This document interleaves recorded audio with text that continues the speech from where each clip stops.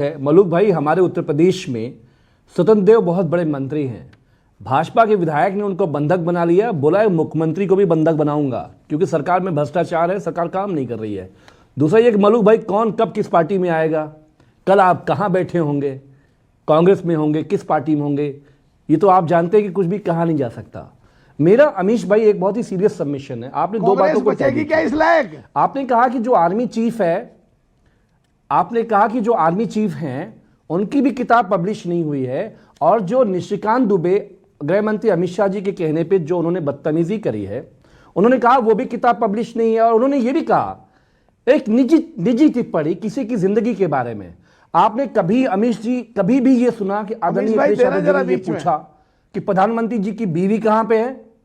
ये निजी सवाल होते हैं, राजनीति में निजी सवाल नहीं जाने जाते, नहीं पूछे जाते हैं। लेकिन जो आर्मी चीफ का सवाल था, ये मुल्क का सवाल था, ये देश का सवाल था। 14 में जब लोगों ने उनको हुकूमत दी थी, इसलिए हुकूमत दी थी कि वो हमारी सरहदों की आप जिनको कह रहे हैं चाइना को भारत की जमीन दे देना, क्या निजी सवाल है? अक्साई चीन पंडित नेहरू देखे गए कि नहीं गए? अक्साई चीन पंडित नेहरू देखे गए कि नहीं गए? एक सेकंड नहीं, अक्साई चीन देखे गए नहीं गए, क्या वो निजी सवाल है? तो ये चर्चा क्या वो प्राइवेट सवाल है? मैं ये पूछ रहा हूं कि ये चर्चा की पूरी जमीन दे दी कांग्रेस के राज के अंदर, और आप बात करते हैं 26/11 के बाद 26/11 के बाद बाराक ओबामा ने अपनी किताब में लिखा है कि भारतीय सेना ने इसलिए हमला नहीं किया क्योंकि वो मुसलमानों को बुरा नहीं लगवाना चाहते थे। आमिश भाई 30 सेकंड। मेरे निजी सवाल है। अखिलेश यादव जी ने कहा कि डॉक्टर लोहिया जी से लेकर जॉर्ज फर्नांडिस साहब, नेताजी मरहूम मुलायम सिंह यादव जी ने हमेशा कहा था, सरकारों को चिताया, कोई भी सरकार हो, कांग्रेस हो या कोई भी हो, कि पाकिस्तान से खतरनाक दुश्मन चीन है। अमीश भाई जब 2014 में देश ने प्रधानमंत्री मोदी को नेतृत्व दिया, ये मान के दिया था कि वो देश की हिफाजत करेंगे।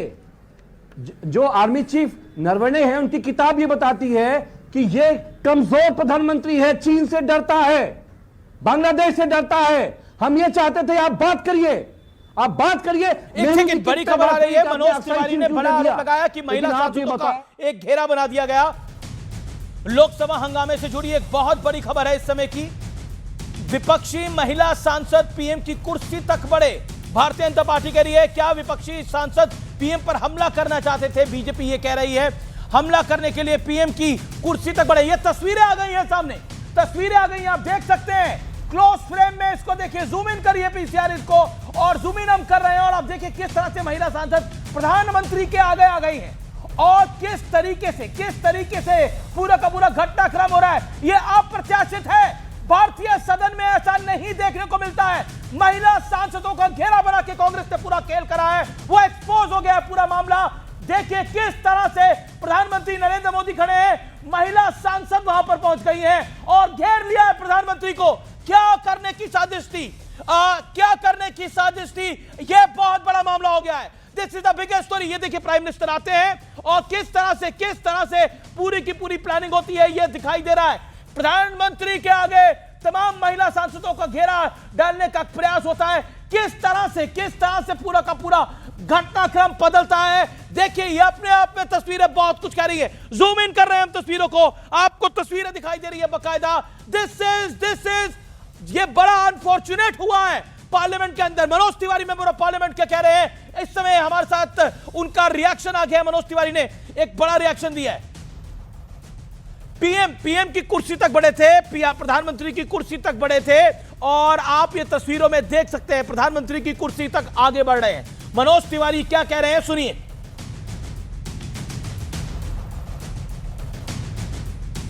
मनोज तिवारी का सीधा आरोप है कि महिला सांसदों का घेरा बनाकर प्रधानमंत्री को घेरने की तैयारी थी। यह सीधे तौर पर आरोप लगाया जा रहा है।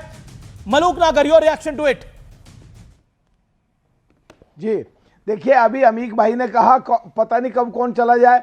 मैं इनसे पूछना चाहता हूं क्या कांग्रेस इस लायक बची है कि क्या उसमें जाओगे आप?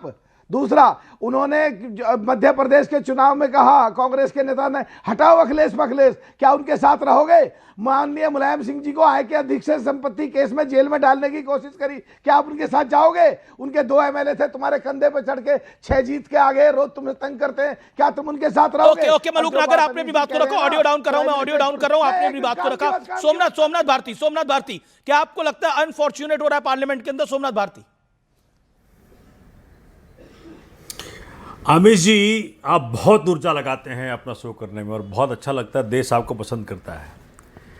देखिए, आज जो राहुल गांधी जी ने किया, एक पैटर्न है। मैंने कई बार आपके माध्यम से देश को बताने का प्रयत्न किया कि इस वक्त पिछले कुछ दिनों से भारतीय जनता पार्टी और माननीय मोदी जी खुद बहुत बुरी तरह घिर गए थे कि जो यूएस ट्रेड डील किया है, जिसमें कि 18% टैरिफ लग गया भारतीय प्रोडक्ट्स पे और 0% आ गया अमेरिकन प्रोडक्ट्स पे, जहां अमेरिकन प्रोडक्ट्स पे लगता था 15 से 70% और भारतीय प्रोडक्ट्स पे लगता था 3%, 18% लग गया। और जिस प्रकार से उन्होंने कृषि को और डेयरी प्रोडक्ट्स को खोल दिया, हिंदुस्तान के अंदर अमेरिकी प्रोडक्ट्स आएंगे उधर से, हमारे किसान किस प्रकार से उसको कोप अप कर पाएंगे।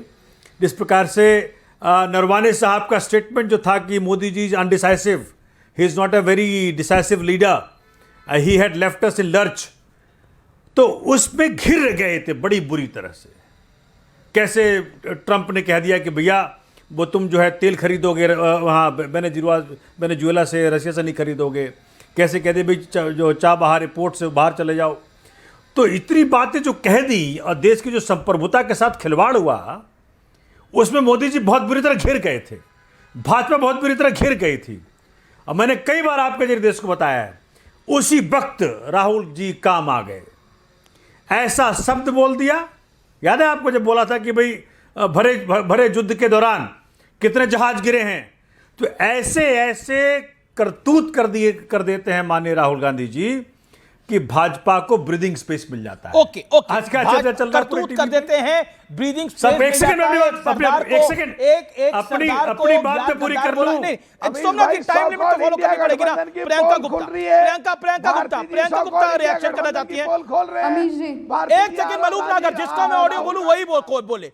मलूक नागर शांति। प्रियंका गुप्ता 40 सेकंड। राहुल गांधी बीजेपी का असल में साथ दे रहे हैं आम आदमी पार्टी को लगता है।